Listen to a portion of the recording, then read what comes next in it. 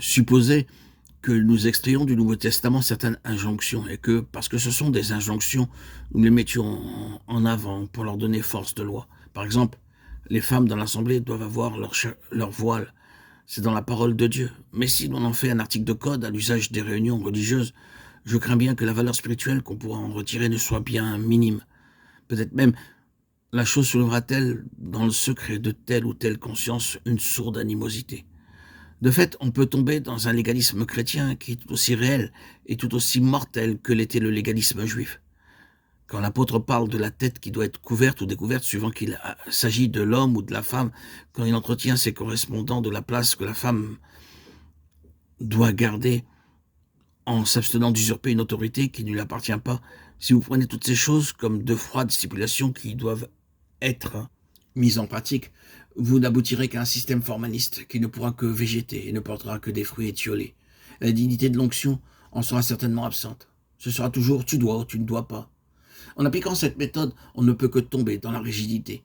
Et tout se ramènera de nouveau à une question de sacerdoce et de domination humaine. Il faut chercher plus profond et découvrir le principe spirituel qui est à l'arrière-plan de ces choses. En effet, derrière une femme qui porte un voile dans une assemblée, il y a un principe spirituel, un des principes les plus glorieux capable de changer l'aspect des choses du tout au tout et de mettre dans le cœur de la femme la plus rebelle à des stipulations légales un profond sentiment de joie et à la pensée de devoir porter un voile.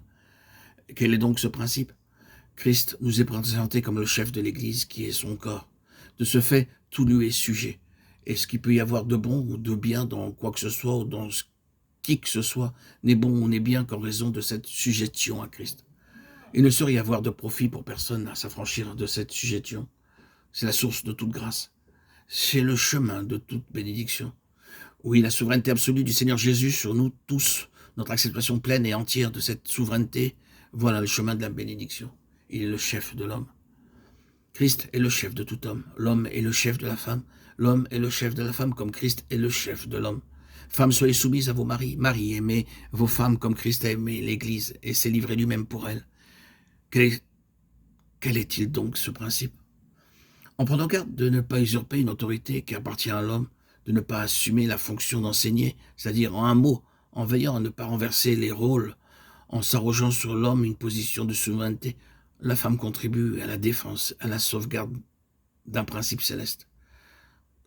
C'est aux sœurs dans l'Assemblée qu'est dévolu l'honneur insigne de représenter ce principe céleste, que la sujétion à Christ est la seule et unique source de toute grâce et de toute bénédiction.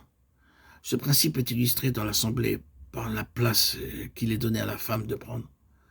Ce rôle-là les élève en réalité au point de faire d'elles des représentations personnelles du principe de la soumission de l'Église à son chef. Il y a un ordre de choses célestes et cet ordre de choses doit se manifester ici-bas par des illustrations pratiques.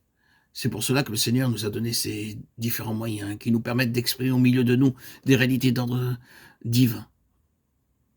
Ce n'est pas une question de loi ou de valeur comparative de l'homme et de la femme. C'est simplement un chemin que Dieu nous ouvre, dans lequel si nous y entrons, la bénédiction sera plus complète.